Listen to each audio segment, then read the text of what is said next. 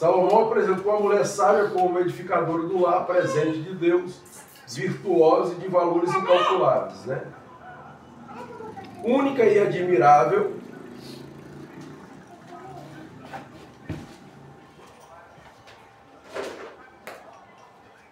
Aí eu joguei os textos para os irmãos, aqui eu já expliquei.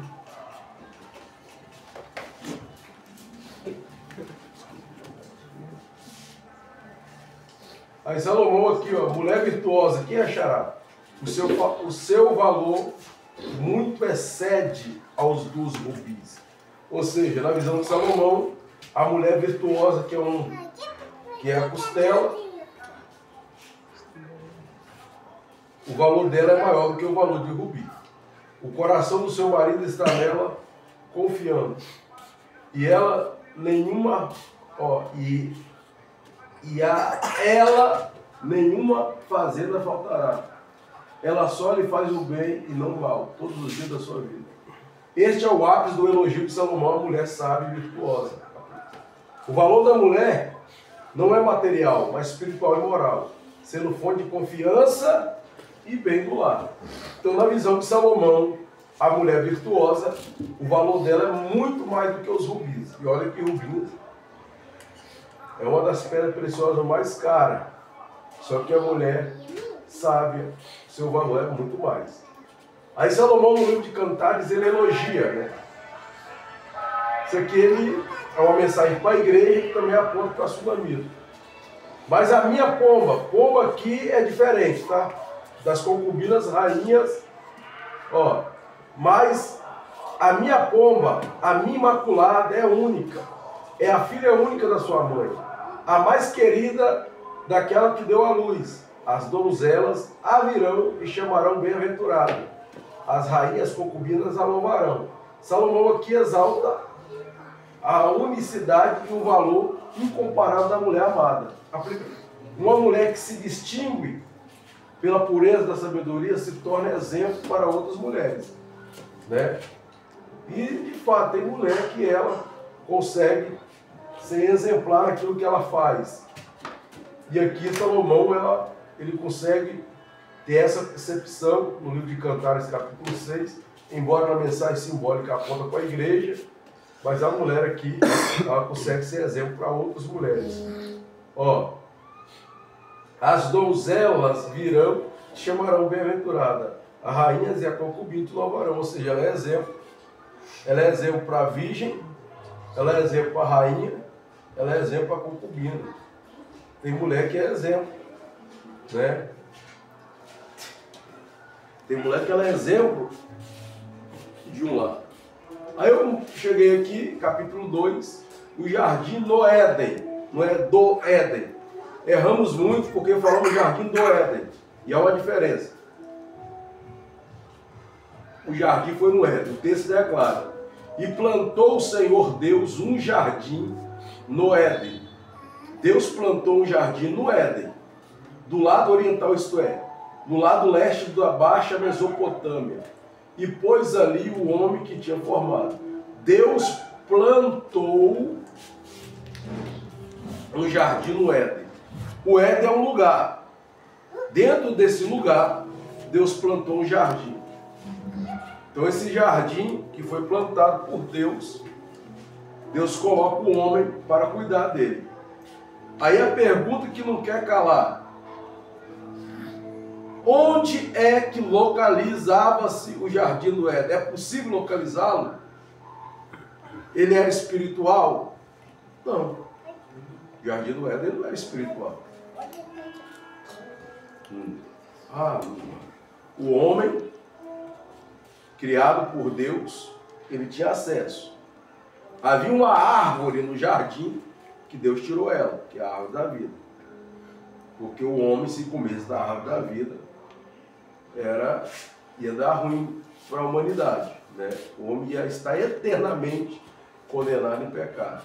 Então Deus expulsará o Adão desse jardim, porque por ele não cometer o delito de ir até a árvore da vida.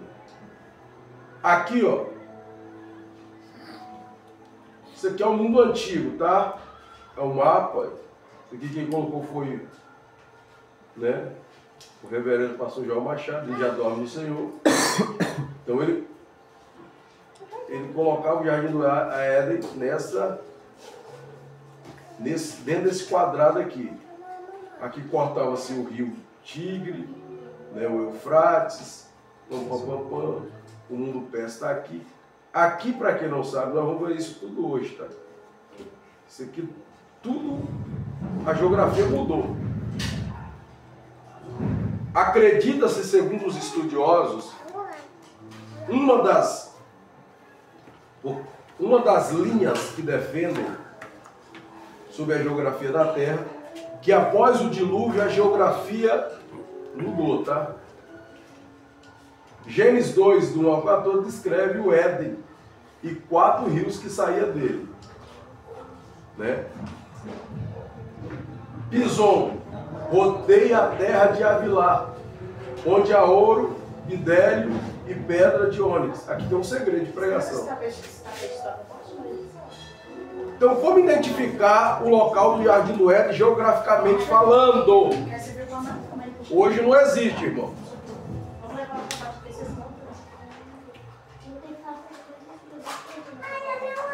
As irmãs, esse aqui, esse mês só. Só.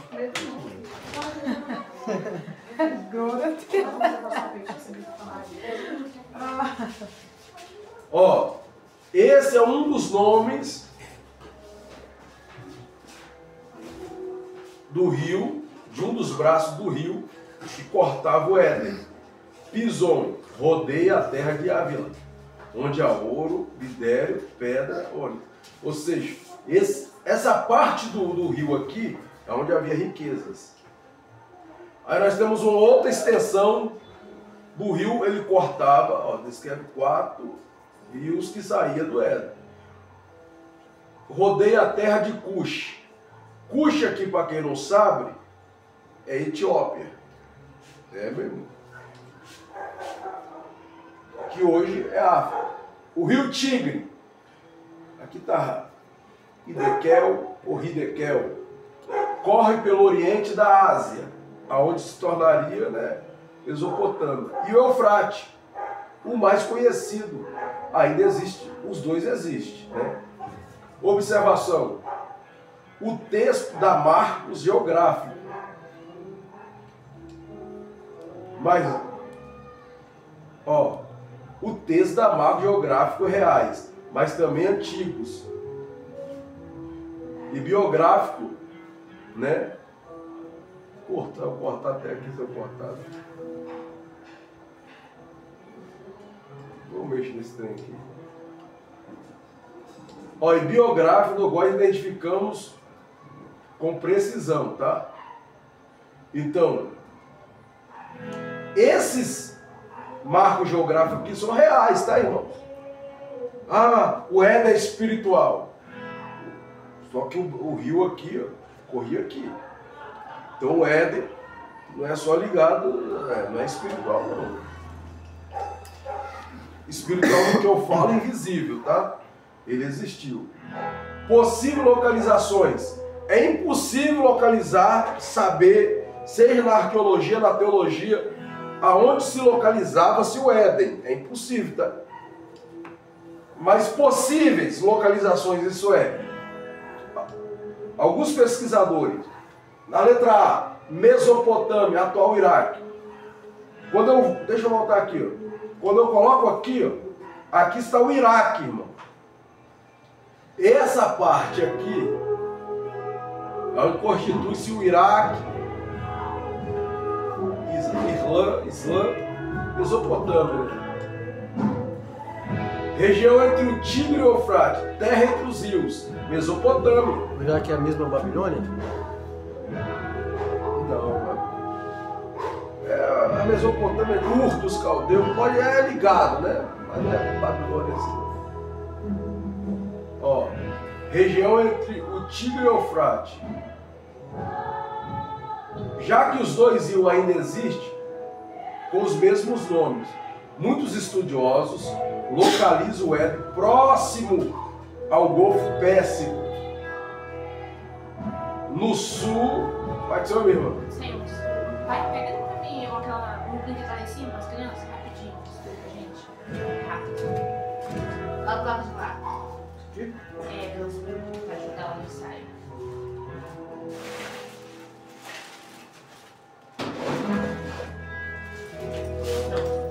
Obrigada. Aqui, ó. Isso aqui, esse zio aqui, Sem Deus.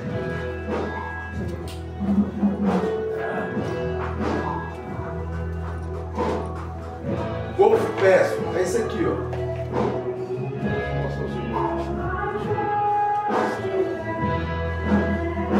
Esse aqui, ó. Que não era Babilônia na época, depois tornou a região dos caldeus, dos sumérios. Acredita-se que uma das primeiras línguas faladas no mundo é essa daqui, sumérios. Então nós temos aqui, ó. No sul da Mesopotâmia, o limite decisivo é Pison e Gion. Não são identificados claramente nessa região, porque a geografia muda. B. Possível localização do Éden. Pode ser que alguns acreditam que o Éden ficava localizado na Mesopotâmia. Outros acreditam que esse rio ficava na península da Arábia, ou península arábica, né? O grande deserto da Arábia, aquela parte. Alguns identificam Pison como o rio que rodeava a terra de Havilá, região rica em ouro, especiarias ligada ao sul da Arábia. Né? Sai! O Gion é associado por alguns ao Nilo. Alguns estudiosos acreditam que este rio aqui seja uma extensão do Nilo, curso de águas no oeste da Arábia. Isso ampliaria a localização para uma região muito vasta. Ou seja, o Éden seria enorme, porque pega lá na Mesopotâmia e sai na África.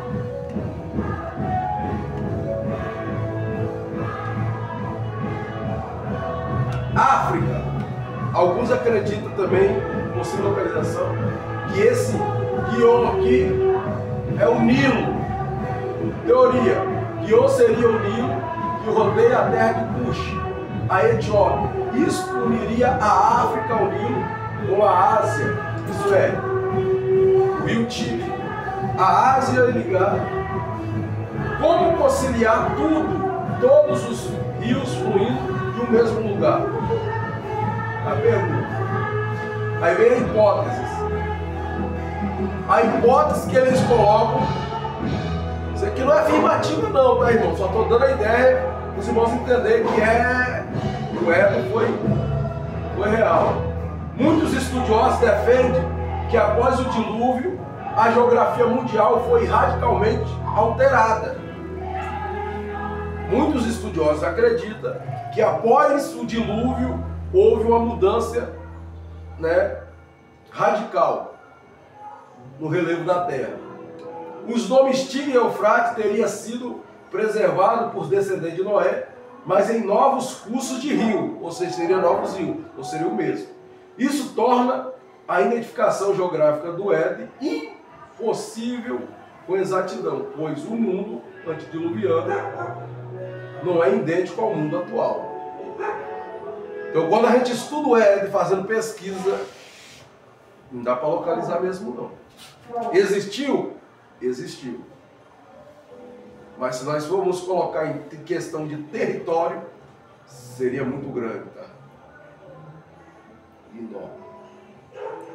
Mas tudo bem. Disso aqui, nós vamos pegar alguns segredos, tá? Os segredos dos 4 rios do Éden. Vamos pensar que ninguém prega. Nunca ouvi. Fluxos de vida de Deus para nós. Cada braço desse rio revela um fluxo de Deus para nós, tá? Um fluir de Deus para a nossa vida. Então, os 4 segredos dos rios que correm o Éden falam do que Deus pode fazer conosco. Porque o Éden é Deus que estabeleceu, né? Vamos lá. O texto é esse aqui. eu não vou trabalhar nem com regra, só vou mostrar para os irmãos aqui que é um segredo. E saía um rio, é um rio do Éden, para regar o jardim, e dali se dividia-se e tornava-se em 4 braços. É um rio só. É tipo o Rio Jordão. O Rio Jordão, ele nasce lá no Líbano, para cima do Rio, lá no Monte Hermon. A nascente do Jordão é procedente do descongelamento do Monte Hermon. Então o Monte Hermon, de madrugada, ele começa a descongelar. É frio, irmão. Frio. Frio. Frio de rachar o beiço. É frio.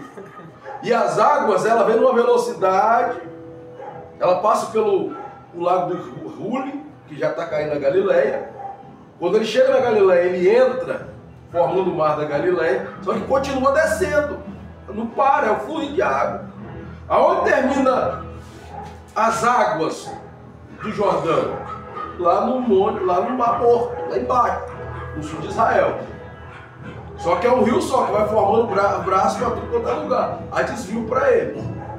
O Jardim do Éden é um rio só. Só que esse rio está se dividindo em 4 braços. Esses 4 braços falam da bênção de Deus para a nossa vida, do rio. Deus não tem só uma bênção, irmão. De Deus emana várias bênçãos. Se eu fosse pregar essa mensagem, né, como introdução, Deus ele trabalha de várias formas. Eu estava dando isso desses dias, pregando também, eu falei para os irmãos. Qual é a diferença? Já falei para os irmãos, mas agora de forma diferente. Qual é a diferença do profeta do Senhor e o profeta da presença do Senhor? O profeta do Senhor é legítimo. Assim diz o Senhor, amém. O que Deus manda, ele fala. Só que ele tem um limite. E ele tem medo, às vezes, de falar alguma coisa a mais. Se Deus falar A, é A. Acabou, não fala mais nada. É o profeta do Senhor. Agora, o profeta da presença do Senhor é aquele que anda com Deus. Quando a Bíblia diz bem assim, ó, Enoque andava com Deus. Não é Deus andando com Enoque. É Enoque andando com Deus. Então, quem dá a direção para Enoque é Deus. Quem guia Enoque é Deus. Aonde Deus vai, Enoque vai. E essa ideia no hebraico de andar com Deus é conhecer Deus de vários ângulos. De tanto eu andar com Deus, eu conheço Deus de várias formas. Então, quando eu sou o profeta da presença do Senhor, eu ando com Deus. E se eu ando com Deus, eu conheço Deus de vários ângulos. Então, tem coisas que Deus nem precisa falar para me profetizar, porque eu já conheço. Aleluia. Eu já conheço qual é a manifestação dele. É por isso que Elias chega na casa do Acabe e fala: Acabe, tão certo como vive o Senhor Jeová, em cuja presença eu estou, segundo a minha palavra. Paz, não chove. Tiago disse que isso aí foi uma fala de oração. Ele fala orando. Deus olhou e falou: tranca tudo. Céu, nuvem, tranca tudo. Não chove. Não vai chover. Mas por quê? Tem um homem que está na minha presença que ele sabe a minha vontade. Eu vou trancar tudo. Deus mandou Elias falar isso? Lógico que não. Deus não mandou Elias falar nada. Por quê? O profeta da presença do Senhor, ele conhece um Deus que se manifesta por vários braços. Está entendendo a mensagem? Saiu o rio do Éden para regar o jardim e dali se dividia assim e se tornava em 4 braços. Ou seja, no mínimo aqui é 4 manifestações. É um rio só que manifesta de 4 maneiras. Aí a Bíblia dá o nome a eles. Pison. Que segredo é esse? Vamos supor que eu vou pregar numa festa aí. Olha, eu prego isso aqui, sobre as águas. E eu estou falando de rios. Rio é água. A água tem várias funções. Lava, limpa, tem vida. Essa eletricidade que nós temos aqui da Excelsior é devido à água. Gera energia. Energia gera luz. E aí tem uma fonte, né? Só que o rio Pison é o rio da abundância de Deus. Quando eu aprendo o segredo de o do rio que sai do Éden. Eu estou falando de Pison. Pison é o rio da abundância de Deus. Significado geográfico: rodeia a terra de Ávila, onde há ouro, bidélio e ônix, símbolo de riqueza e beleza. A raiz hebraica de Pison é isso aqui, ó: espalhar-se, expandir, aumentar. Sentido aquele que se espalha ou aumenta expansão. Qual é o propósito de Deus aqui? Qual o segredo de Deus aqui? Eu sou contra a teologia da prosperidade, do ponto de vista do movimento aí novo, né? Esse movimento aí que eles consideram pentecostal. Eu sou contra a teologia da prosperidade com base no sistema pentecostal, que eles dizem que o camarada está endemoniado, não tem vida com Deus. Mas eu também sou contra a uma vida de miséria, porque tem pregador que acha que a vida toda ele vive em miséria, irmão. E ele, Deus me fez para comer o pão que o diabo amassou. Você, eu não. Eu vou comer o pão da vida. Aleluia. Oh, glória. Deus nos fez para alcançarmos símbolo de riqueza. Deus nos fez para vivermos uma vida de abundância, mas o pecado não quer. Aí tem crente que tem a mente fechada. Quando Deus coloca ele para prosperar, ele é um capeta. Aí perde a vida. Aqui, ó, é Deus dizendo que a abundância de Deus não tem limite. Expande, aumenta, cresce. É só abundância? Não. Estou falando só de dinheiro, isso aqui fala de ministério. Isso aqui fala de desenvoltura psicológica. Qual é o propósito de Deus? Dar-me riqueza da sabedoria para me expandir. Riqueza ministerial. Tem gente que limita-se o poder de Deus. Ah, tá bom, né, irmão? Eu reúno aqui. Às vezes eu estou levando para alguns lugares diferentes. O rio Pison fala da providência ou provisão de Deus. O que é a provisão de Deus? A palavra provisão vem de providência. Providência é Deus acudir com as maneiras adequadas. Então, quando eu aprendo o segredo de Pison, é Deus dizendo: eu vou te acudir, eu vou te socorrer. Aleluia a Deus. Onde a presença de Deus há riquezas espirituais. Onde a presença de Deus há riquezas espirituais e materiais também, tá? Toda sorte de bênçãos espirituais. O ouro representa a glória. Isso aqui é uma mensagem. O ouro é símbolo de glória, é símbolo de reino. Aleluia. Ouro é símbolo de glória, é símbolo de rei. Ou seja, onde esse rio passa, o rei aparece e a glória se manifesta. Bidélio, lembra da fragrância, porque o bidélio tem a ver com cheiro suave. Fala da oração do crente, né?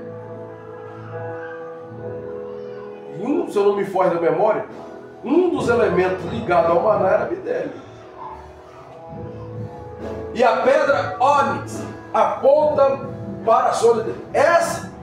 Essa pedra aqui, uma dessas pedras, estava ligado a aquele colete, aquele peitoral que o sumo sacerdote usava, porque Deus manda usar. É uma riqueza na vida do sacerdote. Isso aponta para caráter. Então, aqui nós temos a glória de Deus, oração e caráter. Então, quem mergulha nesse rio, mergulha na glória. Quem mergulha nesse rio, mergulha na oração. Quem mergulha nesse rio tem caráter, é ético, é homem. Quem bebe do rio de Deus, vive na abundância, que não depende do bolso, mas da graça. Tá? Isso aqui é foda. Vamos lá. Aleluia. Segundo segredo. Guion, alguns religião, o rio da libertação e expansão. Significado geográfico: rodeia a terra de Cush. Cush é a Etiópia, região associada à força, mas também à escravidão histórica. Guion no hebraico significa jorrar, romper, e romper em forte fluxo, sentido aquele que jorra ou aquilo que irrompe em abundância. Aplicação: simboliza libertação. Assim como a água rompe barreira, a graça de Deus quebra as correntes que aprisiona. Jesus disse: se o Filho vos libertar, verdadeiramente sereis livres. Esse rio aqui, ele passa na Etiópia. Etiópia é um dos países da África. Fala da escravidão. Então, onde esse rio passa, Deus liberta. É o rio da libertação. Nota. Aleluia, Deus. Nota não, vamos lá. Ele alcança até os cuxes da nossa vida, os lugares distantes, escuro, esquecido. Cuxe fala de lugar distante. Nota, quem é tocado pelo rio de Deus não vive mais acorrentado, mas expandido em libertação. Ele desenvolve, né? Vamos lá. Tigre, Hidekel, o rio da rapidez e direção de Deus. Isso aqui é sério por quê, irmão? Esse rio aqui tem a ver com rapidez e direção de Deus. Nós temos pouco tempo nessa terra, você sabia disso? E tem gente que quer acreditar que é sonso, para não falar outra palavra, para não falar que é burro.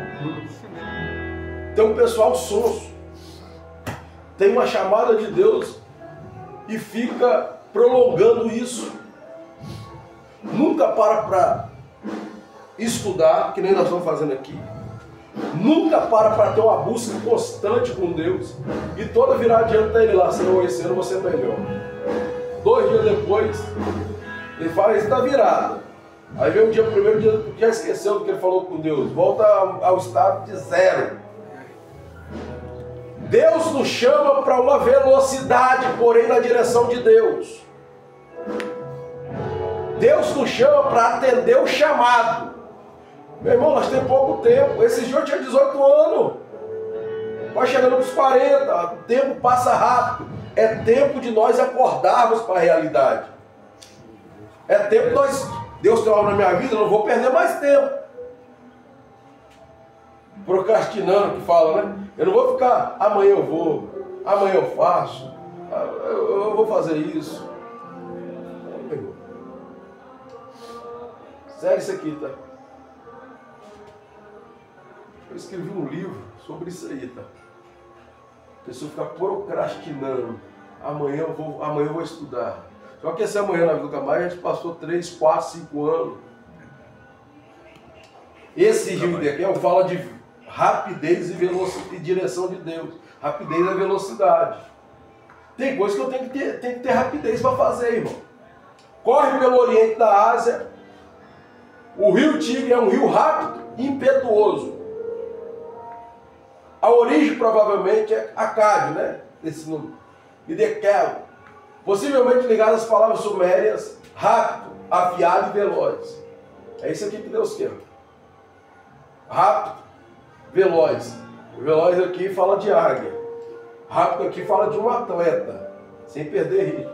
Afiado é você ter a espada de Deus na sua vida. Sentido rápido é como uma flecha. Tá? Aplicação. O tigre aponta para a direção e rapidez da ação de Deus. Há momento em que o Senhor age de forma súbita, acelerando os processos. Isaías 62. Eu, o Senhor, a seu tempo farei isso prontamente. O tigre também corre pelo Oriente. O que é o Oriente? É onde o sol nasce. Símbolo de novos começos. Né? Novos começos. Então eu tenho que entender isso. Tem coisas que eu tenho que começar para Deus operar. Nota, o rio de Deus acelera o que está parado e conduz a um novo amanhecer. Só que eu tenho que entrar nesse rio. Eu quero que Deus acelere algo na minha vida, meu chamado. Entra no rio de Deus. Aleluia. Mergulha. Eu não sei nadar. Lá você não morre afogado, não. Só não fica com as águas batendo no tornozelo. Né? Ezequiel, vem! As águas batiam no calcanhar, joelho, nos lombos. Depois ele não tem mais a comandar, não, então nada. Tem momento que Deus nos chama para nadar, irmão. Tem gente que está contente com as águas batendo no dedão do pé. Essa turma que não tem medo de morrer afogado. Mas no rio de Deus ninguém morre afogado, não. Eufrate, o rio da frutificação e expansão do reino. Significado geográfico. O mais conhecido dos rios ligado à fertilidade da Mesopotâmia. Seu nome significa frutífero. Perates, Eufrate, raiz ligada ao verbo parar. Frutificar, multiplicar. O sentido é frutífero, abundante em frutos. Quem aprende o segredo do Eufrate, ele gera frutos. Aleluia. Glória a Deus. O rio Eufrate simboliza a frutificação espiritual. Jesus disse: quem permanece em mim e eu nele está muito fruto. Só que a Bíblia fala do fruto de arrependimento, ou fruto do Espírito, né? Fruto das obras. O Eufrate lembra que a vida em Deus não é estéril, gera frutos de arrependimento, santidade e serviço. Aqui, ó. Mas essas pilhas aqui eu vou te falar. Você usa 2 vezes já. Não vale mais nada. Pilha abençoada. Mas vamos lá. Também foi o limite da terra prometida. Gênesis 15, 18. Após para a expansão do reino. Nota, o rio de Deus nos faz dar fruto e conquistar territórios espirituais. Quando eu mergulho nesse rio, a minha árvore gera fruto. Tem territórios que Deus quer que eu conquiste, só eu conquisto entrando nesse rio. Beleza, agora vamos passar para cá para terminar. A queda de Adão e as suas avassaladoras consequências. Avassaladoras consequências. Toda queda tem uma consequência, irmão. Toda. Tem uma frase que diz: o cair é do homem, levantar é de Deus. Já ouviu essa frase? Mas não é assim que a Bíblia ensina não, tá aí. Lembra de onde caíste. Levantar, eu caio, eu tenho que levantar. Se eu cair, aonde eu cair, eu tenho que levantar. A minha disposição de se levantar entra a atuação de Deus. Olha o filho pródigo: levantar-me-ei, irei ter com meu pai. O pai não falou nada. Ele se colocou à disposição para ficar de pé. O homem tem que entender essa verdade. Tem gente que cai aqui, quer se levantar lá em São Paulo, deixa um rastro de erro aqui. Toda queda tem consequência. Deus perdoa. Deus perdoa. Ou você acha que Deus não perdoa? O problema é o resultado depois. As consequências. A maior tragédia da história. O grande triunfo do diabo. Por que a maior tragédia da história? Nós, no século XXI, nós temos acesso às tragédias anteriores. Quem não se lembra da dizimina, quando Hitler dizimou mais de 1 milhão de judeus? Quem não se lembra disso? Foi uma tragédia, até hoje fala.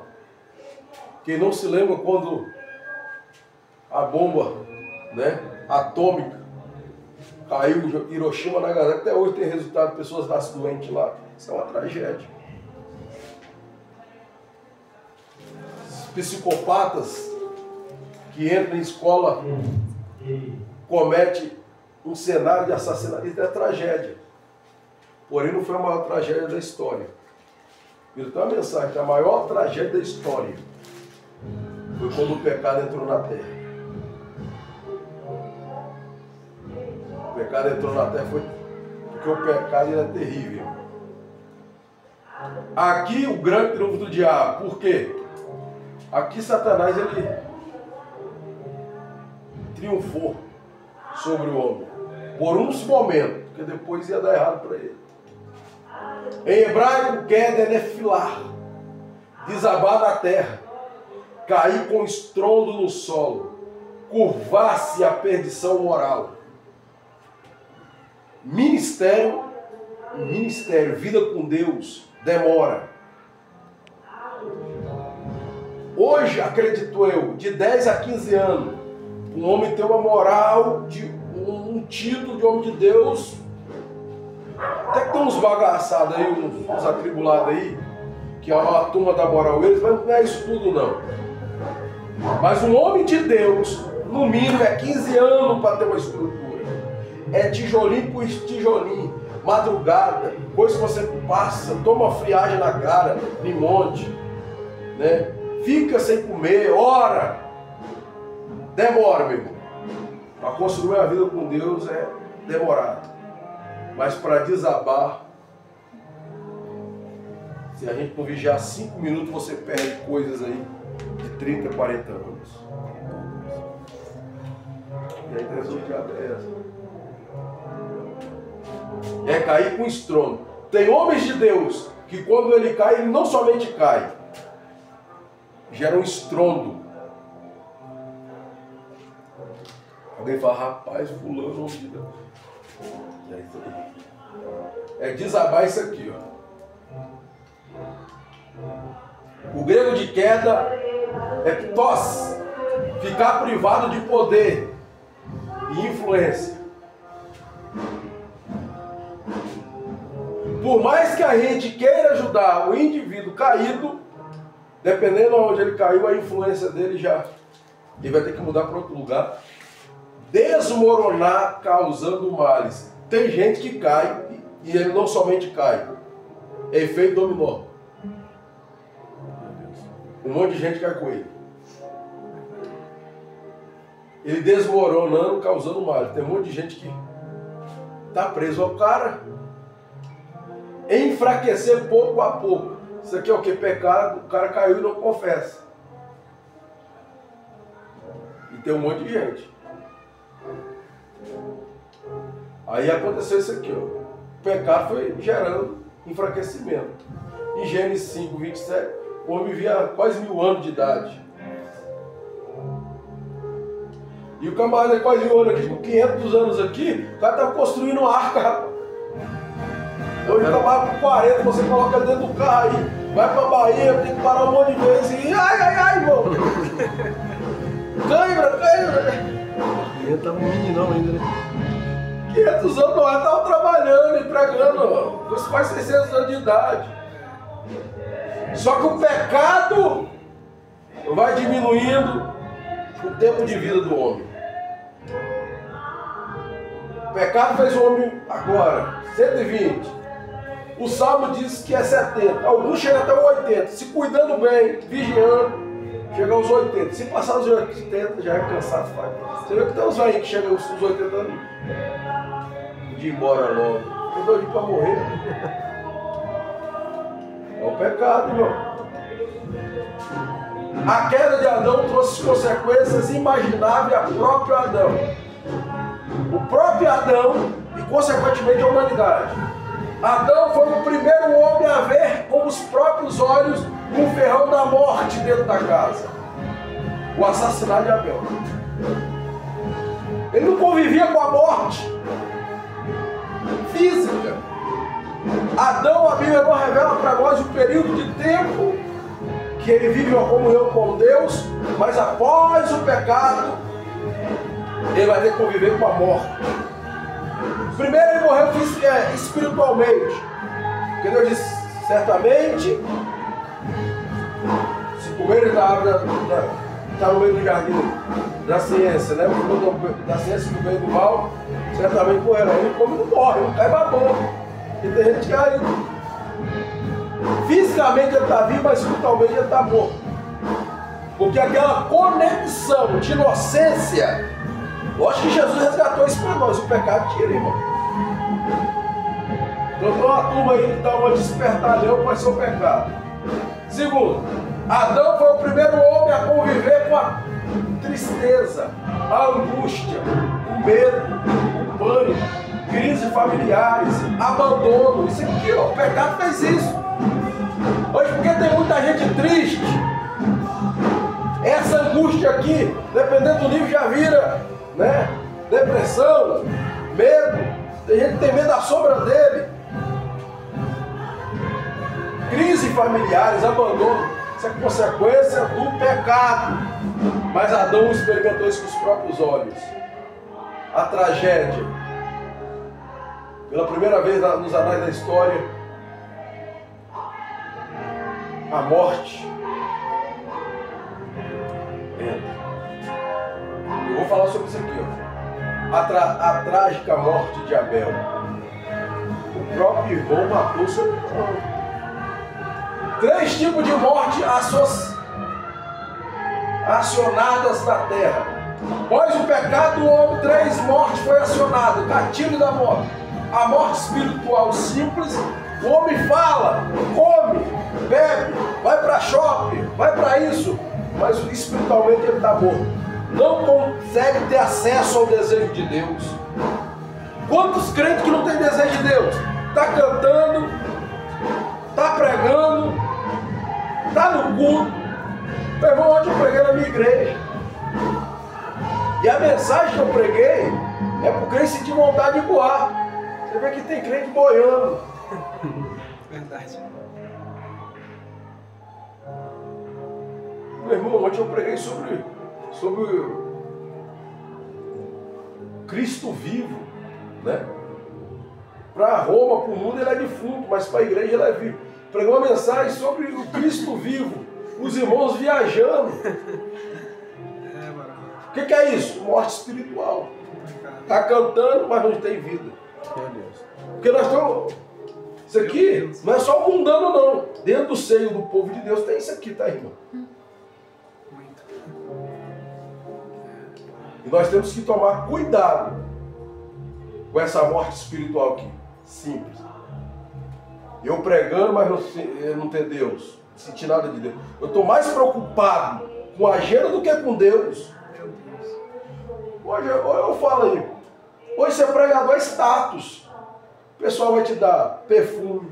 Você prega nessas festas aí, te dá oferta, te dá toalhinha com o seu nome. Te dá toalhinha não. Tem irmão que borda, eu pegar mais de R$900, aqueles bordados na mão.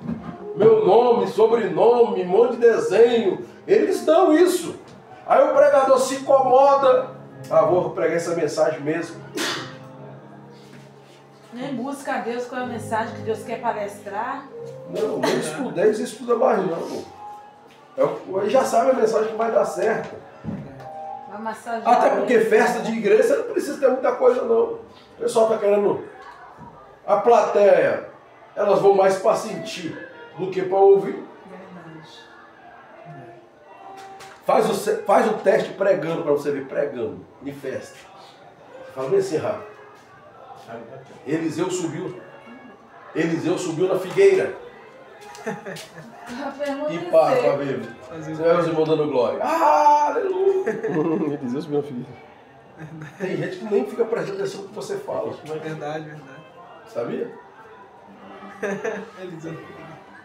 Não, isso aí é coisa boba. Fora as outras. É verdade mesmo. Asneira que o pessoal anda falando aí. Né?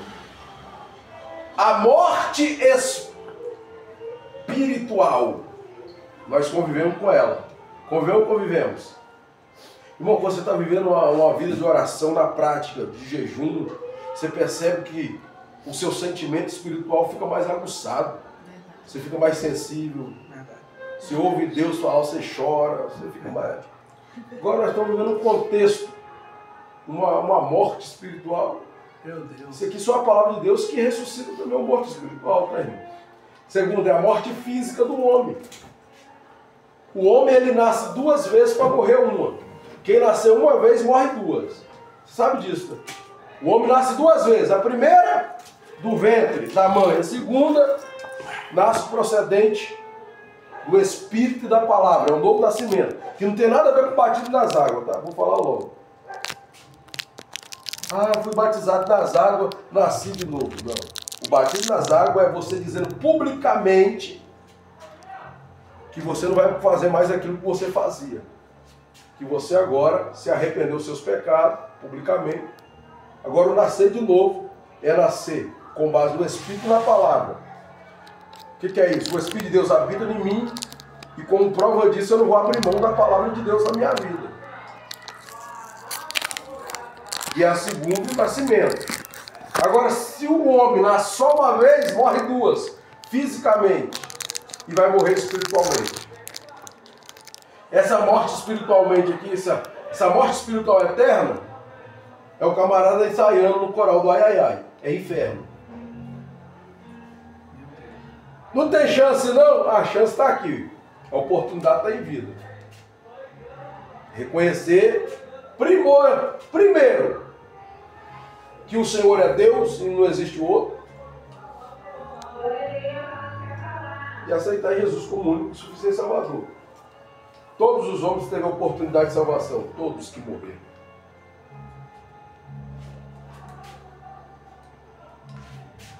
E no juízo final eles vão aparecer lá e Deus vai provar para eles que eles teve a oportunidade de salvação, mas rejeitaram. Abrir-se os livros, no plural. Dentre os livros que vai abrir o livro da natureza. O camarada porventura não teve missionário lá. Mas o sol brilha para todos. O camarada reconhece, por trás desse sol tem um ser supremo, um Criador.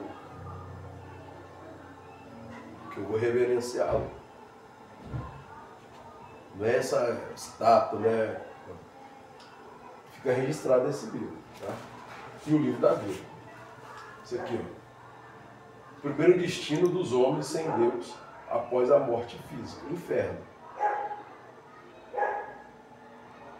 Quem for para o inferno, a vizinhança dele não é uma turma boa não, tá? Tem estrupador, tem bandido. A sociedade detesta estrupador, pedófilo. Mas eu fui um bom homem, rapaz. Só não aceitei Jesus. Vai estar no condomínio fechado com estrupador, com traficante, com tudo que era discriminado na sociedade. O problema nosso é o seguinte: Deus tem misericórdia na nossa vida e que coloque em nós o sentimento de temor. Por quê? Imagina você prevendo a Bíblia a vida toda, ensinando e morrer para o inferno.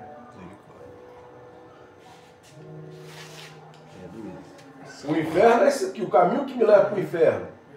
Facilidade. Dinheiro, fama, vícios, bebida, mulheres, prostituição, pornografia. O caminho que me leva ao céu é acesso à cruz, tem espinhos no caminho. Você acha que mesmo? Servir a Deus não é molezinha, como o camarada aceita Jesus que eu estou pregando, que vem querendo que eu discipulado, o pau vai quebrar para o seu lado, hein? Firma a sua estrutura, que aproveita que você é novo de crente, procura ter uma experiência com Deus de forma extraordinária, porque quando o bambu gemer para o seu lado, você tem estrutura, porque o pau quebra. Mas sou peregrino, você se tornou peregrino estrangeiro nessa terra, você está numa terra que não te pertence, eles vão te maltratar. Só que o caminho é estreito ainda, tá aí? Tá vendo que é mais estreito? Sempre foi estreito. Hoje a sociedade, a Bíblia não, as religiões, os pregadores de hoje oferecem uma avenida, né? De mão dupla. Mas não diz que você vai bater de cara com esse capeta aqui, ó. 2 tipos de pecado. Primeiro, o pecado de comissão e o pecado de omissão. O que é isso? O pecado de comissão é quando a pessoa faz o que Deus proíbe, mesmo sabendo que não é para fazer. Ou seja, comete, realiza, pratica uma ação errada diante da lei de Deus. Exemplo, Adão e Eva comeram do fruto proibido. Deus falou não. Eles sabiam que não era para fazer e fizeram. Esse pecado de comissão é quando eu sei que não é para fazer e foi e faço.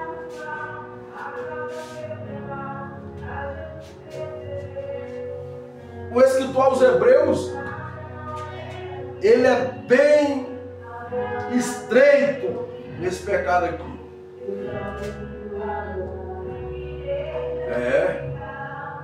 Davi adulterou com Betseba e mandou matar os dois. Ele sabia que era errado, mas fez. Ananias sabia, mentira ao Espírito Santo, no Novo Testamento. Pecado de omissão é quando a pessoa deixa de fazer o bem que Deus falou. Ou seja, omitir-se, ficar em silêncio ou parado diante de algo que deveria ser feito. Exemplo, eu saber que é para fazer o bem e não fazer, estou pecando. Não te correr não. É tipo essa turma, por isso que eu tenho que ser pregador da verdade. Eu tô vendo que o camarada tá no caminho errado. Deixa. Aí quando ele cai, aí tem uma turma, eu sabia que. Ô irmão, se você sabia, por que você não falou? Omissão, é pecado. Vou pregar numa igreja. Eu sou de uma igreja diferente, uma igreja mais rígida, mais doutrinária. Me convido para pregar numa igreja porta larga, vamos dizer assim. A igreja dos doidão de Cristo. Os caras fumam maconha. Os caras têm uns cabelão assim, tipo de porco espinho, doidão mesmo. Aí me convida para pregar lá. Aí Deus manda eu pregar contra o vício. Deus me manda pregar contra o adultério. Aí eu, não, Deus. Pecado, né? Aí na igreja é estreita, porque tem pregador camaleão. Aqui na igreja estreita tem a mensagem estreita. Na igreja porta larga, ele já é porta larga também. Ele não quer mensagem. Meu Deus. Ele não quer perder a agenda. E o pregador tem que aprender. Eu não prego para Deus abrir porta, eu prego para Deus fechar a porta. Eu não vou pregar para eles me chamar de volta. Mas tá no caminho certo. Tem que pregar a verdade. Bíblia com verdade. Tem turma aí que está em adultério, não sabe, a igreja aceita ele em adultério, porque não tem ninguém que fala o que é adultério. E como eu disse para os irmãos, adultério não é uma coisa só. Porque tem gente, biblicamente falando, que adultério não é uma coisa. É uma aglomerada de coisas.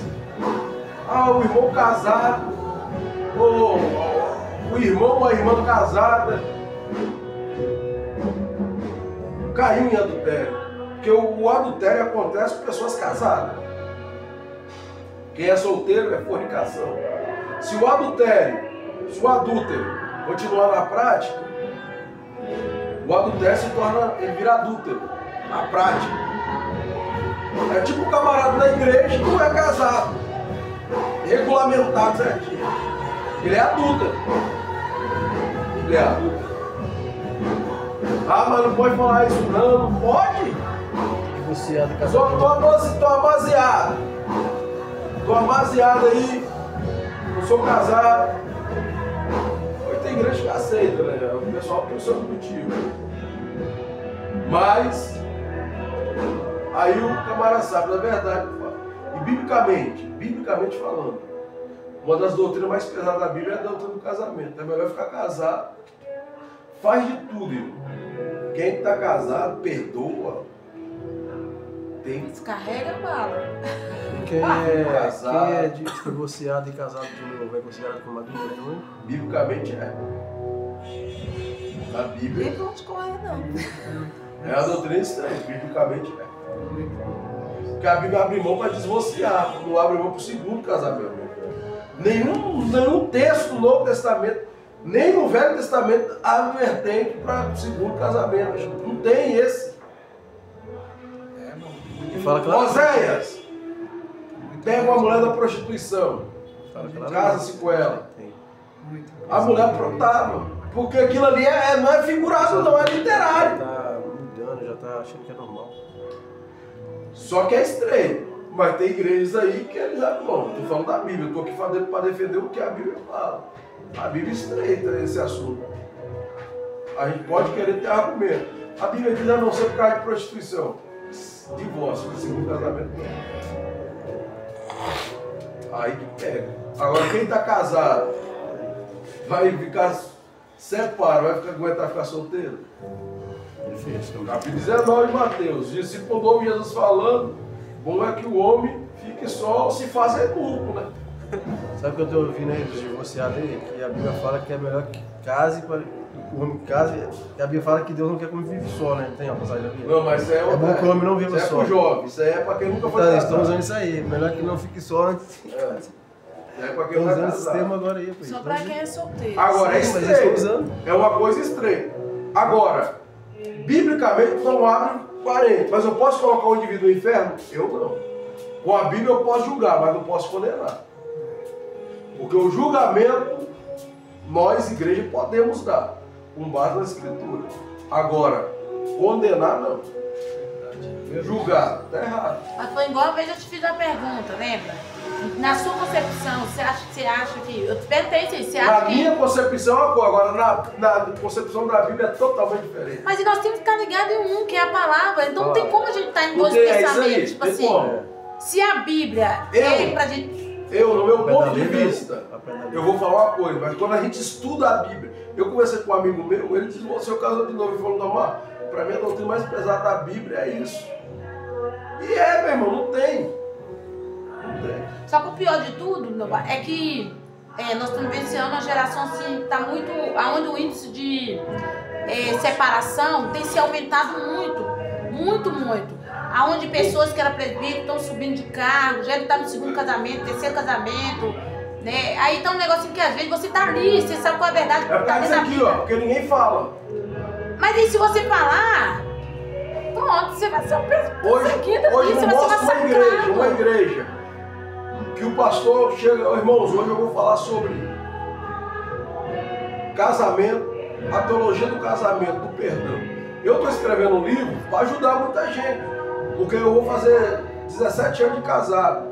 Casamento não é florzinha não, irmão. Você casa, ai meu Deus, que maravilha, lua de mel, tudo novo. Casamento, o início é uma coisa, a convivência você vai aprendendo que é a pessoa. Aí nessa convivência que vai aparecendo os parasitas. Os parasitas é aquilo que vai... Você abre uma brechinha aqui, ele vai entrando. Amava assim, nossa, até Jesus voltar. Mas não, o casamento é de Deus, é o homem que estraga. Mas se o cônjuge morrer, pode casar de novo. É livre. Tá viúva, pode... Lógico, só não pode dar veneno pro cara morrer, tá empregado. Não, nessa mas tem casos que Deus faz isso. Aí a mulher tá ali sofrendo, passando uma vida com a mala assim alta, você diz, vou levar pra dar um descanso Às vezes na Deus não mata filha. não, irmão. Ô pastor, eu conheço um caso Eu conheço um pastor que está há 30 anos. A igreja que ele é, a mulher não quer nada. Agora é complicado, não é brincadeira não. Bíblia é isso, né? Aquele pois que sabe fazer o bem não faz, comete pecado. O atalaia, ó. O atalaia é os pregadores de hoje. Os obreiros, pastores, que vê o perigo e não avisa, será responsável pelo sangue do povo. Você está vendo o cara tá errado, não fala nada. Não é falar em tom de crítica, é saber falar, é saber dialogar com a Bíblia. Né? Falar com a Bíblia.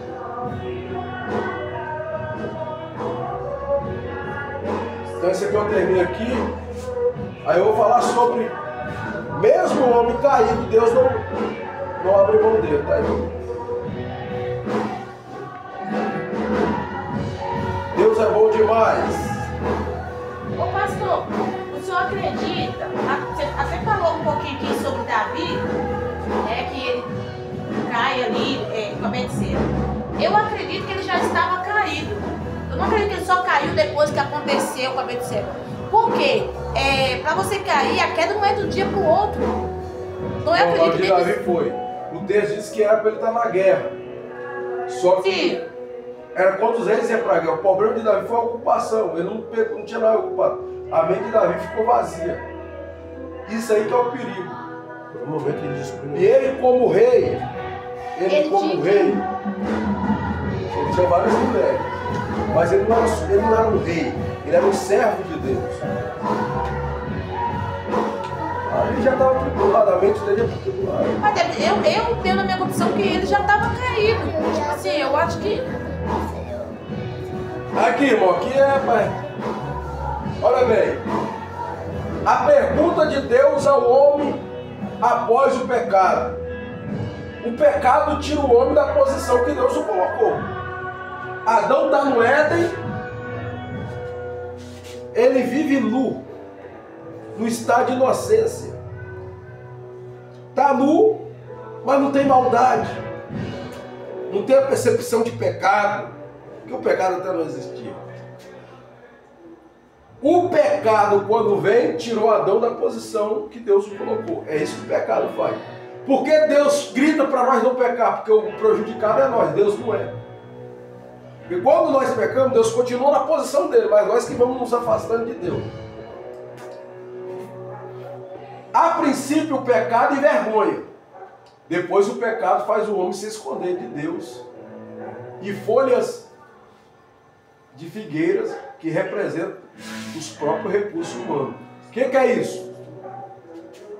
Que Adão fez? Pecou. Nossa, percebeu, a vergonha veio.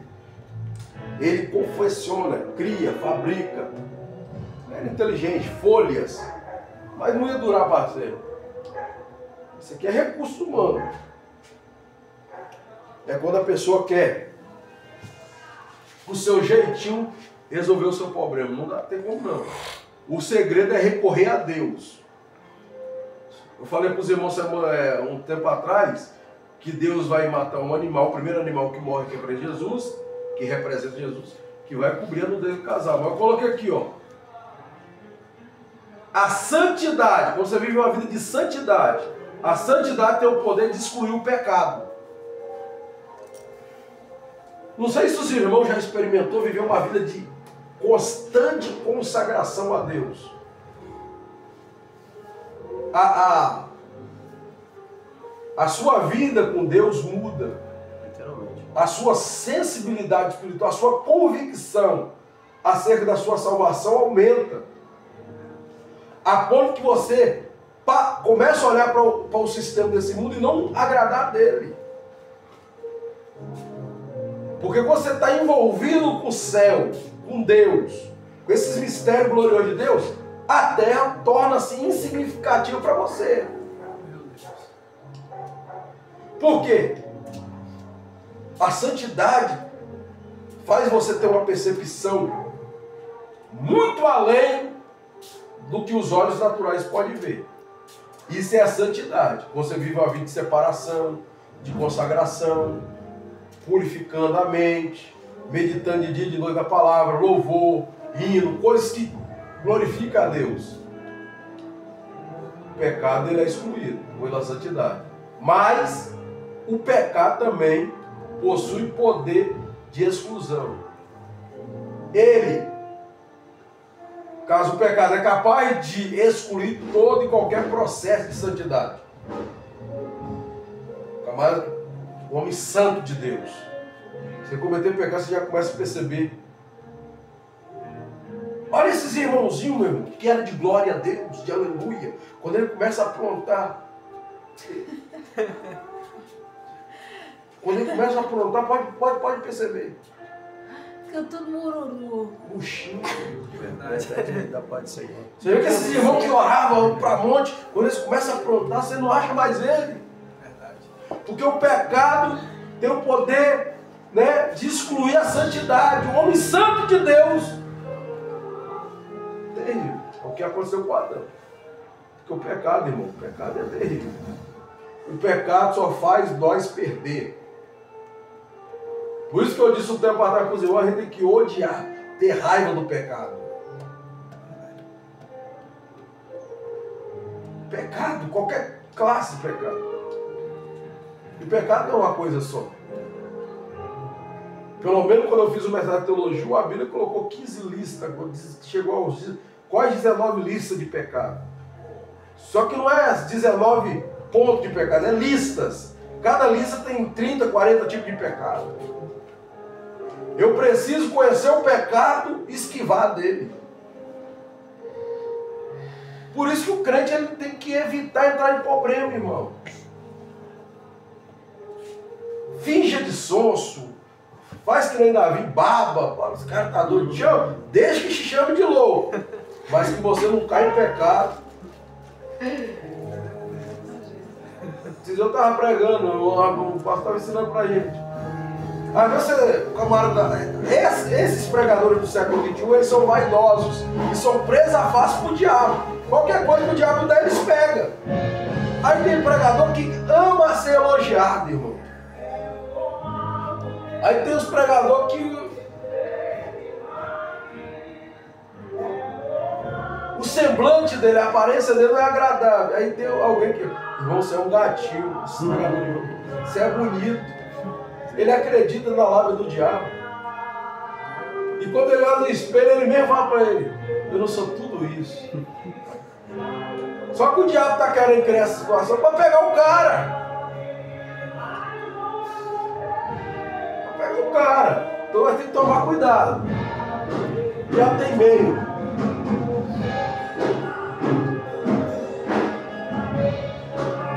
Gênesis 3:9. E chamou o Senhor Deus a Adão e disse-lhe, onde estás? A pergunta que não quer calar. Deus sabia onde que Adão estava? É lógico que sabia. Logicamente sabia. Aí eu falo aqui, ó. Onde está? Logicamente, o Todo-Poderoso e Eterno Senhor sabia onde localizar Adão. Afinal, o Todo-Poderoso, onisciente Criador, ele conhece todos os esconderijos da terra, nos oceanos e até mesmo nos mais profundos abismos da terra. Aqui, ó. Os seus olhos são chama de fogo. Ele vê de forma sobrenatural. Deus vê tudo. Para onde me fugirei? Se subir, tu lá está. Se descer, está. Para onde eu estou? Não tem como. Deus vê tudo. Mas vem essa pergunta: onde estás? Porque Deus está perguntando. Aqui, ó. O que ele, o Senhor, desejou de Adão não era uma resposta meramente secular, natural, restrita ao jardim do Éden. Um negócio tipo: estou aqui. Deus queria ouvir de Adão ele confessar com seus lábios: estou aqui, enquanto me traz de algumas águas. Não! A pergunta do Senhor é de ordem moral e espiritual. Isso é uma mensagem de praça, tá? A pergunta de Deus é de ordem moral e espiritual. Deus não está perguntando: Adão, você está onde, Adão? Está escondido em algumas árvores? Não, Deus quer saber que ele responde moralmente: onde estás, Adão? Adão não mentiria se dissesse: estou envolvido no pecado, estou escondido na minha falta de visão espiritual. Meu Deus! Estou escondido da minha cegueira espiritual. Estou escondido das minhas mentiras, dos meus atos imundo, indigno que cometi contra ti. Isso aqui, Deus está querendo ouvir dele. Por que Deus está perguntando? Porque Deus quer ouvir Adão confessar: eu pequei. Mas no texto ele fica, ele não fala isso, irmão. O problema de Adão é que ele colocou a culpa em Eva. E ele estava junto de Eva. A Eva, por sua vez, colocou a culpa na serpente. Por trás da serpente tem um mentor espiritual que é o diabo. Então Deus não perde para ninguém. Deus vai pegar todo mundo então. Mulher, a partir de agora, no ato de conceber, tem tiradores. E uma das piores, pelo menos existem 3 grandes dores que a medicina diz, né? Que pode o homem ser cometido: pedra no rim. Quando o cara tem pedra no rim, o cara chora de dor. O infarto. E quando a mulher vai conceber, meu irmão, tem mulher que desmaia, tá? De dor. Então a mulher ser tirada. Adão, você vai dizer que a culpa é da mulher? Você vai trabalhar, vai suar, vai cansar e vai comer do suor, meu Deus. Serpente, não sei se ela voava, não sei se ela tinha perna. Que ela falava. Porque Adão não se assustou, nem Eva se assustou com ela falando. Mas a Bíblia não diz que ela voava. A Bíblia não diz como ela. Porque Deus colocou rastejar. A partir de então ela começou a se rastejar. Então é porque ela tinha perna. Ou voava, ou tinha asa. Ou voava, né? Uma das duas. Ou tinha perna ou voava. Né? Faz sentido. Agora, a bicha, a cobra, ela arrasta, mas a bicha Só que, pastor, eu fico me perguntando sobre isso aí. E se só a Eva tivesse comido a maçã? A consequência era dos dois. Deus podia cobrar alguma coisa de Eva, só de Eva a mais, porque Deus disse que era uma só carne. Porque eu entendo que a serpente talvez ela não tinha acesso direto a Adão. Para poder... Adão estava perto. O original, de acordo com a Bíblia no original, Adão, ele viu todo o cenário e não fez nada. Omisso. Aí que está o problema. Mas ele viu todo o cenário e colocou a culpa na Eva. Porque ele comeu também. O pecado faz isso. O Um pecado... negócio assim meio, né? Tava lá, presenciou tudo, aí põe a culpa nele. Não, mas o pecado faz isso. O pecado nunca mostra que eu sou o culpado. O culpado sempre é fulano, Bertano. Quer transferir, né? O arrependimento, aí vem o remorso. O remorso, eu nunca reconheço meu erro, eu sempre tenho uma situação. O arrependimento eu reconheço. É o que aconteceu com Jonas.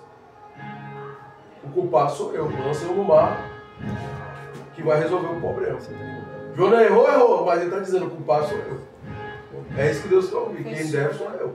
E Adão não... O problema de Adão, aí Deus também pegou todo mundo. Pega Eva, pega Adão, pega a serpente e o mentor espiritual, que é o diabo, com a profecia.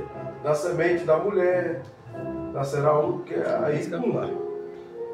Só que essa pergunta de Deus aqui é tremenda. É porque Deus queria que ele confessasse, Deus né? queria ouvir dos lábios dele. Ó.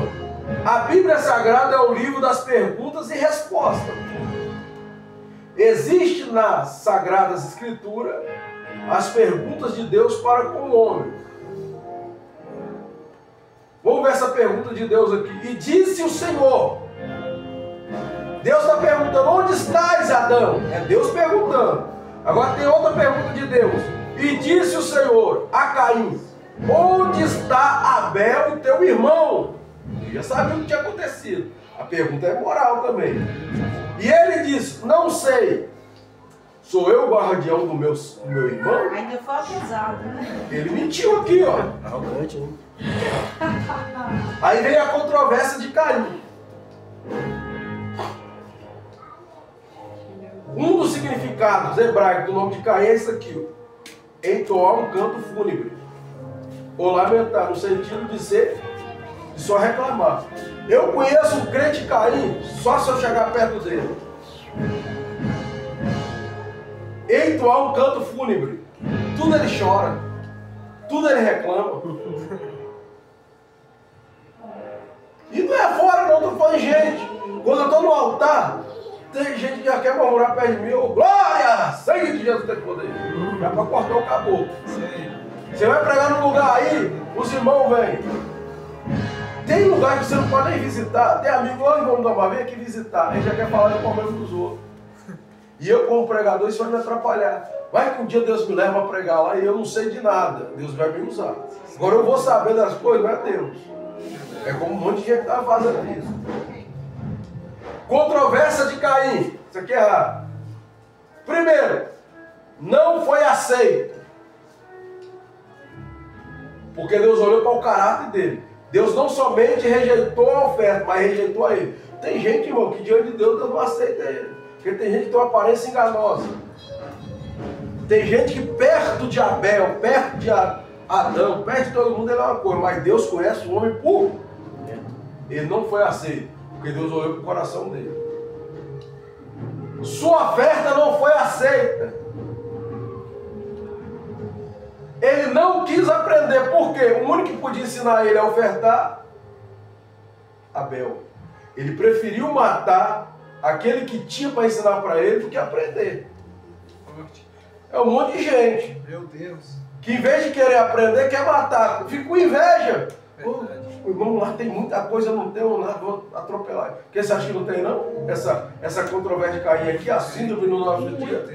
Tem gente que bate no seu ombro assim. Por isso que eu já falei para os irmãos, vá em qualquer lugar. Não vem me elogiar, não gosto de elogio. Isso aí é coisa do capeta. Ontem eu preguei na igreja, Deus operou, mesmo aquele irmãozinho lá meio frio, Deus fez uma obra, aí o irmão manda mensagem. Eu ouço. Eu ia falar, a glória é de Deus, irmão. Glória a Deus. Eu sou vacinado com isso, tá, irmão? Eu sei que tem dia que eu vou pregar, Deus vai pregar. Agora tem dia que eu vou pregar e não vai acontecer nada. Na minha concepção, né? Aquilo que eu espero. Não quis aprender. É uma geração que, em vez de querer aprender com aqueles que tem que ensinar, quer matar. Isso está acontecendo no nosso meio ou não está? Não se controlava. Se nós olharmos o versículo 7 aqui, ele não tem domínio próprio. É uma turma que está no nosso meio que não se controla. Meu Deus. Seja na área de emoção, seja na área da... Ele não se controla. Não ouviu o conselho do Senhor. Deus fala, ele não ouve o conselho de Deus. Antes do negócio acontecer, antes das coisas, ele não ouve o conselho de Deus. Não quis dizer a verdade. Onde está teu irmão? Sou eu o quarto, e Deus já sabia o que estava acontecendo. É uma turma de gente mentirosa no nosso meio. É a síndrome de Caim no nosso meio. É o pessoal que fala tudo, mas não fala a verdade. Que Deus nos livra. Não ficou na presença de Deus. Diz o texto que ele foi para um lugar e construiu uma cidade. E a partir dos filhos dele, até engenheiro saiu lá. Pessoas que descobriram, inventaram metal, inventaram um monte de coisa. Só que ele está prosperando, está construindo uma cidade. Tem engenheiro da família de Deus. Aonde, Caim? Fora da presença de Deus. Tem um monte de gente que as coisas estão dando tão certo para ele. Por isso que a gente não pode dar méritos a coisas que conquistamos. Porque tem gente que conquista. Olha esses traficantes aí. Vai lá no Rio de Janeiro para você ver. Sobe lá que você vai ver mansão. Mansão, eu estou falando de mansão. Lá no morro. Aí já todo mundo já sabe, é do traficante fulano e tal.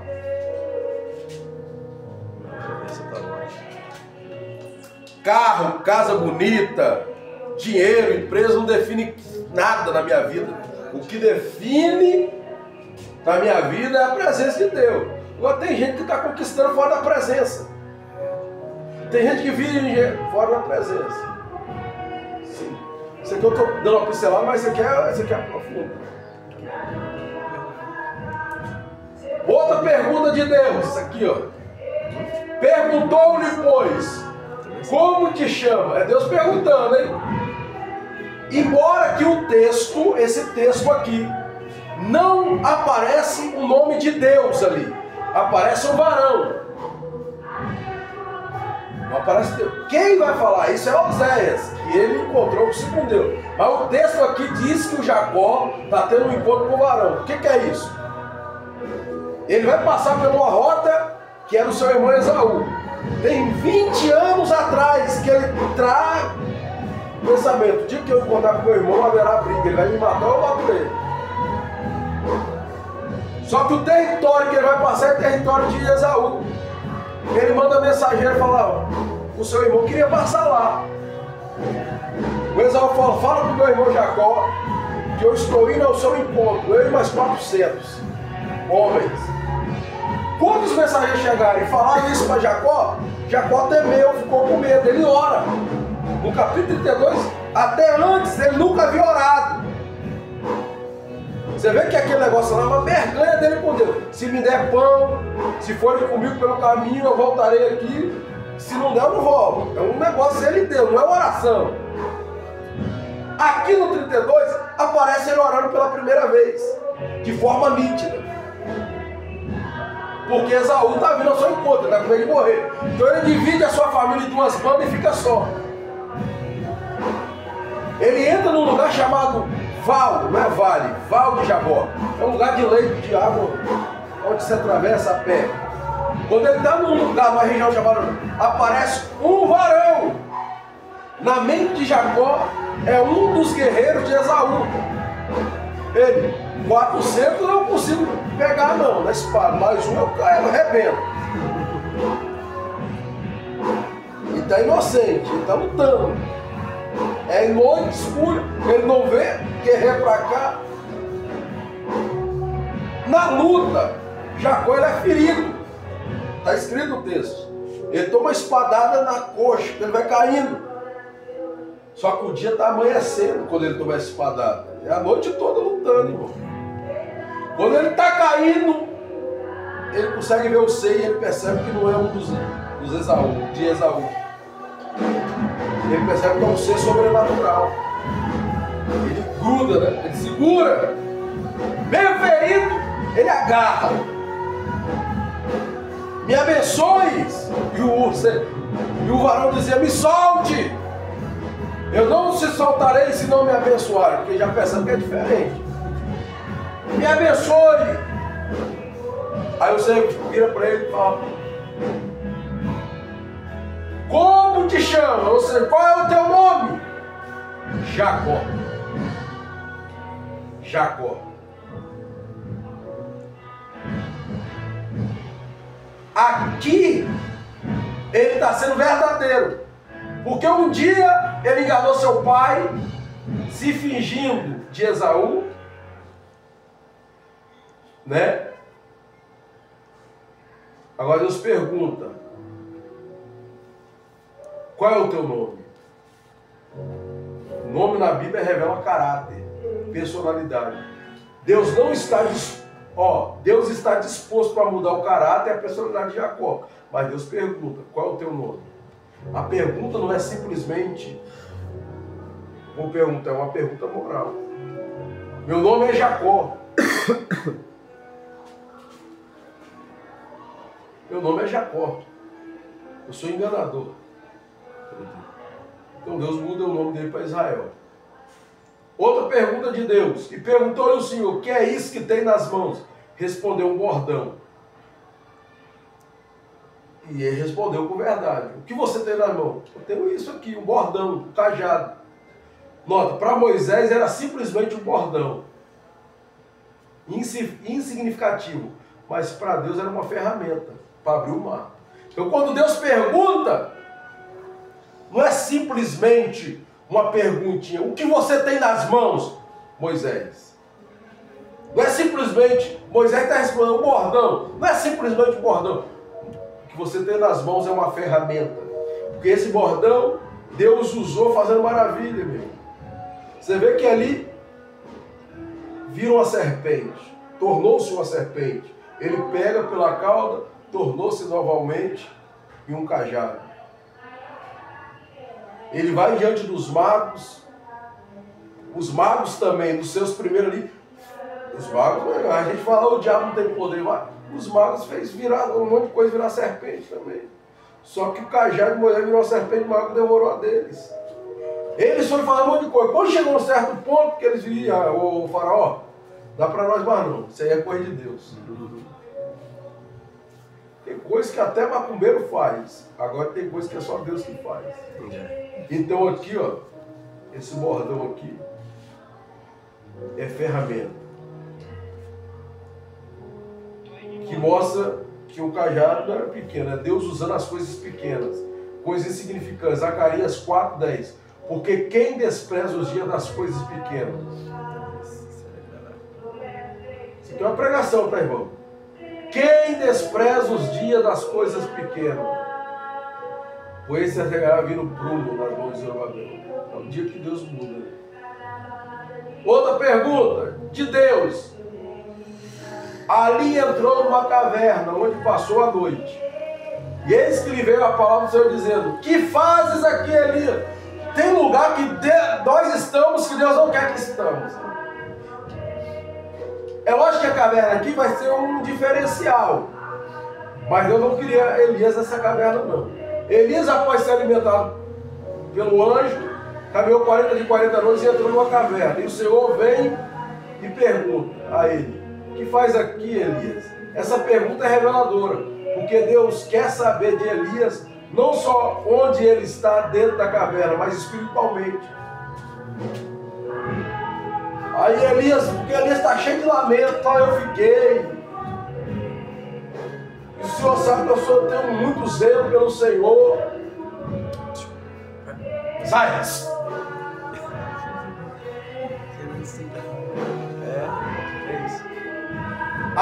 pergunta aqui, ó. Pergunta dos homens a Deus. Pergunta dos homens ao Senhor Todo-Poderoso. Aqui já não é Deus perguntando, aqui é os homens. Disse Moisés a Deus: eis que quando vier aos filhos de Israel e lhes disser, o Deus de vossos pais me enviou a vós, e eles me perguntaram qual é o seu nome, o que lhes direi? Deus está dizendo para Moisés: vai e livra Israel do cativeiro. Aí ele vem com essa pergunta: e se eles me perguntar qual é o seu nome, o que lhes direi? Aí Deus responde no 14 e no 15: eu sou o que sou. No 15: esse é o meu nome eternamente, e assim será lembrado de geração a geração. Para nós foi essa uma coisa boba: eu sou o que sou. Mas para Moisés entendeu. E na gramática portuguesa, eu já pesquisei isso. Na gramática do português, você pesquisa eu sou o que sou, não te dá nada. Eu sou o que sou não define nada para você, na gramática portuguesa. Mas no hebraico aqui, que eu vou mostrar para os irmãos, já é uma definição da manifestação de Deus. Deus está dizendo para Moisés: Moisés, este é o meu nome. Qual? Eu sou o que sou. E o que é isso, Moisés? Eu serei tudo que você precisar que eu seja. Eu manifestarei em toda situação. Eu não estou definido apenas em um ponto. Eu serei o que serei. Eu serei tudo o que você quiser que eu seja. Eu vou mostrar esse extra. Aleluia. É tipo assim: Senhor, eu preciso de um pastor, eu serei um pastor. Eu preciso de um advogado, eu serei um advogado. Eu preciso de um juiz, eu serei o juiz. Aleluia a Deus. Eu preciso de um general, eu serei o general. Serei tudo que você precisar que eu seja. Glória a Deus. Outra pergunta. Essa pergunta aqui é ousada, hein? Quem pergunta é Abraão. E aproximando-se dele, disse: destruirá o justo com o ímpio? Deus vai destruir Sodoma e Gomorra e o camarada tomou.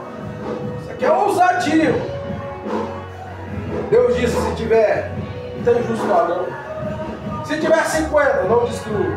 40 anos, você vai descer. Não tinha justo lá não. Perguntas reveladoras. Isso aqui é bom para pregar, tá, irmão? Perguntas que revelam alguma coisa, são perguntas reveladoras. Gênesis 18, 14. Acaso para o Senhor a coisa demasiadamente difícil? Daqui a um ano, nesse mesmo tempo, voltarei a ti, Sara terá um filho. A pergunta é: acaso para o Senhor a coisa demasiadamente difícil? É uma pergunta reveladora, porque essa pergunta está lá em Gênesis e a resposta vem em Lucas. Porque para Deus não haverá impossível em todas as suas promessas. É pergunta reveladora. A pergunta é: porventura para Deus ou para o Senhor a coisa demasiadamente difícil? A resposta vem: não. Não. Não existe nada impossível que Deus não possa fazer. Hoje eu estava pregando, eu estava falando sobre a grande pedra. Na concepção da mulher, a grande pedra. Mas qual que é maior?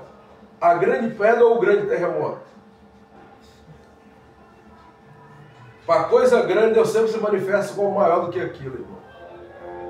Porque a Bíblia diz assim: as mulheres questionavam: quem removerá a pedra? E a pedra era grande. Marcos capítulo 16, versículo 3 e 4. E a pedra era grande. Mateus diz que Deus, quando vai remover a pedra, porque Deus não vai remover, Deus vai derrubar a pedra.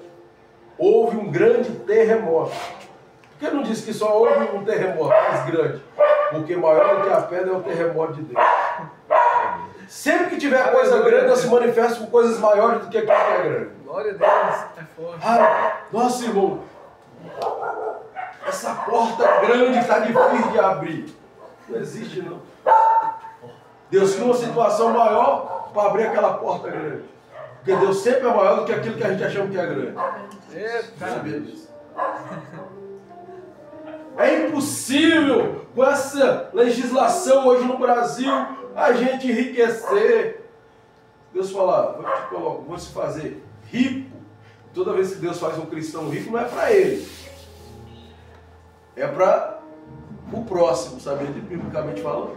Se Deus me fizer rico hoje, não é para mim. Se eu não tiver esse discernimento, eu vou quebrar. Tem dia e hora marcada para quebrar. Agora, se eu tiver o discernimento que a riqueza não é minha, é para o próximo, eu nunca quebro. Essa riqueza passa de geração em geração. Sem eu me deslumbrar. Né?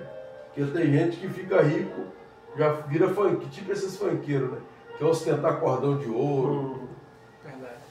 E é tudo mentira. Teve um pregador aí, que ele só chegava para pregar nas igrejas de BMW. O terno dele, eu não vou falar o nome não, o terno dele era diferente. Ostentava. Por quê? Na concepção de muitos pregadores, vão chegar assim, eles vão me dar uma oferta. E é verdade mesmo, irmão.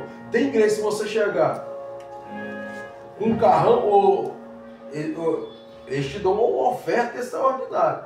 Você chegar de Fusca, eles não te dão nem oferta. Não precisa, miserável. Não é brincadeira não. Tem igreja aqui perto da gente, aqui em Minas, aqui. Se você chegar lá, dependendo do carro que eles medem você pelo carro que você chega, para te dar oferta. E lá eles dão oferta de 10, 15 mil reais. Agora se você chegar de Fusca, melhor chegar de ônibus mesmo. Sabe o dia da gasolina é lá. De ônibus só passar. eu tava com a moto emprestada, né? Já tava comigo, praticamente era minha. Uma moto BMW, 1000 cilindradas, uma motona. Eu não tinha recurso, eu ia de moto pregar, chegar na porta das igrejas. Os irmãos ficavam mais olhando para a moto que para o pregador. Uma vez o obreiro varão, partiu que motão. Mas não é minha não, varão. Tem gente que deslumbra com essas coisas. Aí esse menino, ele andava de BMW, carrão. Só que por trás disso tinha agiota. Ele pegava o dinheiro com a agiota. Resumindo, está devendo mais de 1 milhão na praça. Para ostentar. A agiota falou, te mate, filho. Você é crente, vai conhecer. Ou vai conhecer Jesus rápido, ou vai conhecer o diabo. Resumindo, teve que sumir. Sumiu. O que é ostentar? Quer ficar ostentando? É a turma de hoje, né? Que é ostentar. Deus, quando faz um homem rico, não é para ostentar, é para ajudar. E a riqueza nunca pode ser maior do que a sua benevolência, tá? Deus fizer um camarada rico, um homem entre nós, o pessoal próximo. Então, para Deus não tem nada impossível, não. Deus fala, estou te colocando amanhã te coloco amanhã nos Estados Unidos das Américas. Eu não sei o que Deus vai fazer, mas te coloco lá. Nem que ele tem que te dar um visto de aprovação. Como é que fala? Que os presidentes têm. Que é diferente, né? O visto de pessoas físicas é uma coisa. Deputado, não. Diplomático. Fala. Visto diplomático. Pessoas que têm patente de governo, patente alta. Nem que Deus te coloca lá, meu irmão. Deus é Deus. Para Deus não existe nada impossível. Nada. Se for impossível e não resolver, não existe isso não, Deus resolve. Outra pergunta, reveladora. Quando Isaac disse a Abraão, seu pai, meu pai, respondeu a Abraão, eis-me aqui, meu filho.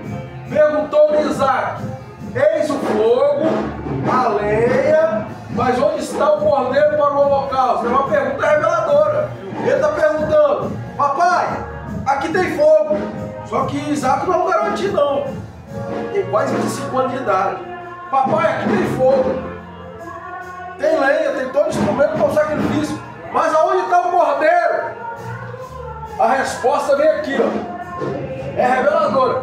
Isaac não sabia onde estava o cordeiro, mas João viu e disse: eis o cordeiro de Deus que tira o pecado do mundo. Jesus. Aleluia a Deus. É lógico que o cordeiro aqui que apareceu para substituir Isaac simboliza o quê? Simboliza não. Abraão ergueu, não viu um cordeiro, viu um carneiro agarrado pelo chifre. Só que esse erguer a cabeça de Abraão é profético, porque a Bíblia diz que Jesus falou: Abraão viu o meu dia e se alegrou. Quando ele ergueu os olhos, ele viu além do Moriá. Ele viu o Calvário. Tá?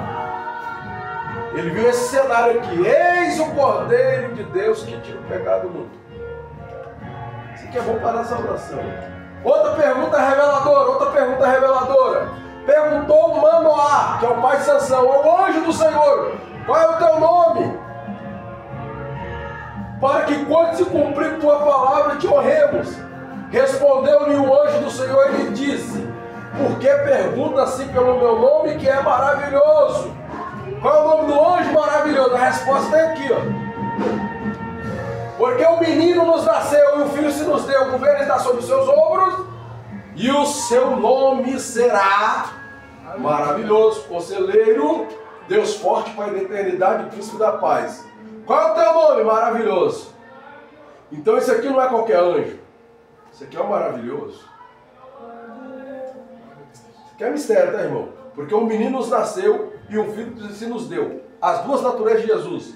Porque o menino nos nasceu. O menino aqui é procedente de Maria. O menino aqui, 100% homem. Um filho se nos deu. É o pai entregando o filho. O menino, 100% homem, Jesus. O filho, 100% Deus. O governo estará sobre o seu ombro. O governo aqui é autoridade. Por que o governo sobre o seu ombro? Porque ele carregaria a cruz. Outra pergunta. Onde está o Senhor Deus de Eli? A resposta vem. Você vê que o Eliseu pega a capa. Onde está o Deus de Elias? A resposta vem aqui, ó. E o verbo se fez carne e habitou entre nós. Ele quer saber onde está o Deus de Elias. A resposta está aqui em João 2,14. E o verbo se fez carne e habitou entre nós, cheio de graça, verdade, e vimos a sua glória como a glória do unigênito do Pai. Ou seja, ele perguntou onde está o Deus de Elias se revela aqui no Novo Testamento, que é Jesus. Aleluia. Mateus 16 respondeu. Eles responderam. Uns diz João Batista, outro Elias, e hoje Jeremias, alguns profetas. A resposta de Jesus: em verdade vos digo, antes que Abraão existisse, eu sou.